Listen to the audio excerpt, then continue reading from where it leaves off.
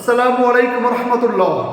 সম্মানিত দর্শক, আমরা জানি মধ্যপ্রাচ্যে এখন আগুনের লেলিহান শিখা চলছে। বারুদের গন্ধ পুরো মধ্যপ্রাচ্য জুড়ে। ইরানে যেন ধাউ ধাউ করে আগুন জ্বলছে, ইরান যুদ্ধ চলছে। এখন আমরা আসলে কোন দিকে যাব? ইরানের পক্ষে নাকি ইরানের বিপক্ষে? এটা নিয়ে গোটা পৃথিবীর বিভিন্ন জায়গায় অনেক মুফতি, মুহাদ্দিস, অনেক আলেম, তারা যারা নেগেটিভ মাইন্ডের, যারা ভালো না, এই ধরনের আলেমরা ফতুয়া সন্ত্রাসী, তারা ফতুয়া সন্ত্রাস ছড়াচ্ছে। তারা আকিদার দোহাই দিয়ে ইরানি মুসলিম ভাইদের বিপক্ষে অবস্থান নিয়েছে। দেখুন, একটা বাস্তবতা যদি বলি, ইসরায়েল এবং আমেরিকা এরা ফিলিস্তিনকে কবরস্থান বানিয়ে ফেলেছে। গোটা ফিলিস্তিনকে হাহাকার অবস্থা তৈরি করেছে। আমার ফিলিস্তিনের ছোট্ট মাসুম বাচ্চাদের উপরে বোম ফেলে ফেলে আকাশে উড়িয়ে তারা আনন্দ উল্লাস করছে।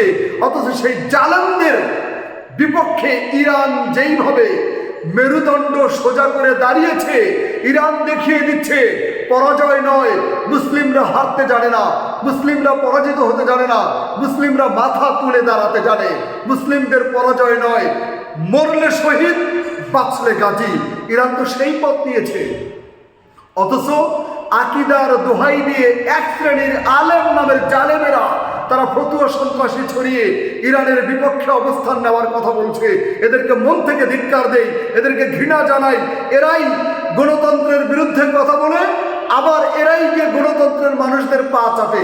এই হচ্ছে আলেম নামের জালেমেরা। দেখুন, আমি একটু বলতে চাই, ইরান যুদ্ধের বর্তমান অবস্থা কি, এর প্রেক্ষাপট কি, কোন পর্যায়ে আসলে আছে, কি হতে যাচ্ছে বলে মনে করা হয় সম্ভাব্য।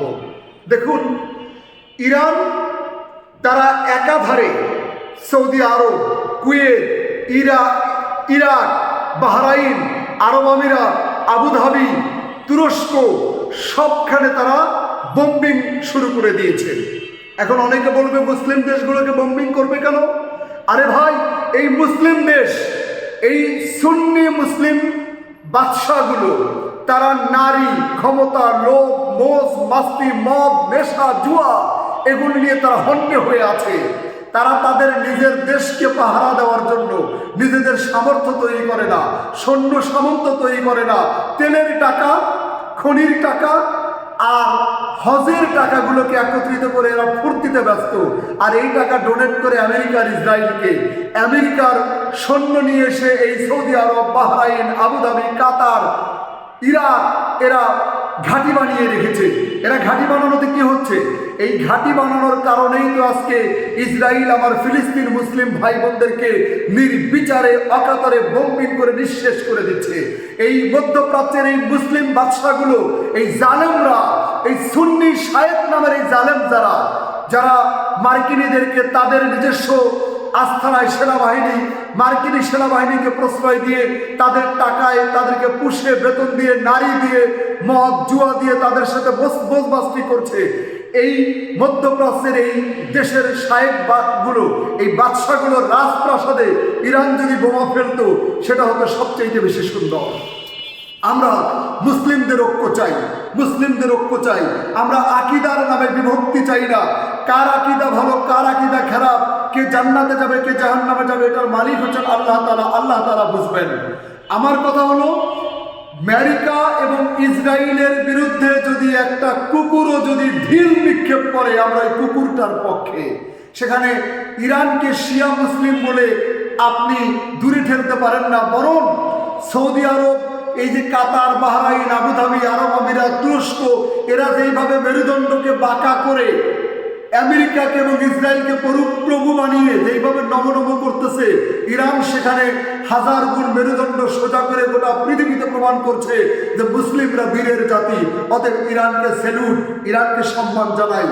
আর মনে করি মধ্যপ্রাচ্যের এখনই উচিত হলো মার্কিনী সেনাদেরকে ঘাড় ধরে বিদায় করে গোটা পৃথিবীর মুসলমানদের ঐক্য তৈরি করে, শিয়া সুন্নি আকিদা বিভেদ তৈরি না করে একটা ঐক্যের প্রাচীর করে গোটা পৃথিবীর জালিমদের বিপক্ষে দাঁড়িয়ে মাজলুমের পক্ষে দাঁড়ানোটা অত্যন্ত গুরুত্বপূর্ণ। তাহলে বাঁচবে ইরান, বাঁচবে সৌদি, বাঁচবে ফিলিস্তিন, বাঁচবে মধ্যপ্রাচ্য, বাঁচবে গোটা পৃথিবী। এখন আসুন, ইরানের এই যুদ্ধে জয় পরাজয়ের সম্ভাব্যতা কি মনে হচ্ছে? আমার কাছে মনে হয় যে আমাদেরকে ইরানকে রাশিয়া সহযোগিতা করতে পারবে না, কারণ রাশিয়া ইউক্রেনের যুদ্ধ নিয়ে তারা ব্যস্ত। আর চীন গোটা পৃথিবীর পরাশক্তি, কিন্তু তারা শান্তপ্রিয় পরাশক্তি। পৃথিবীর সবখানে ব্যবসা থাকার কারণে তারা ইরানের পক্ষে সরাসরি যাবে না, তবে আশা করি তারা অস্ত্র দিয়ে সহযোগিতা করবে। চীন যদি ইরানকে অস্ত্র দিয়ে সহযোগিতা করে, ইরান যেইভাবে আজকেও কিছুক্ষণ আগে ইসরায়েলের হাইফায় তারা বোমা নিক্ষেপ করেছে, ক্লাস্টার বিমান বোমা নিক্ষেপ করছে, বিভিন্ন ইসরায়েলের দূতাবাস, মার্কিনী দূতাবাসে তারা টার্গেট করছে। এবং ইরান কিন্তু কোনো মধ্যপ্রাচ্যের মুসলিম দেশকে হামলা করছে না, তারা হামলা করছে মার্কিন সেনাবাহিনীর ঘাঁটিতে। এটা বুঝতে হবে। এইভাবে যদি হামলা চালাতে পারে, আর চীন এবং কিছু দেশ যদি সহযোগিতা করে গোপনে অস্ত্র দিতে পারে, তাতে ফলাফলটা দাঁড়াবে ইরান যদি হেরে যায় তাহলে ইরানের রেজিম চেঞ্জ হবে, নতুন প্রশাসক আসবে, নতুন সরকার হবে।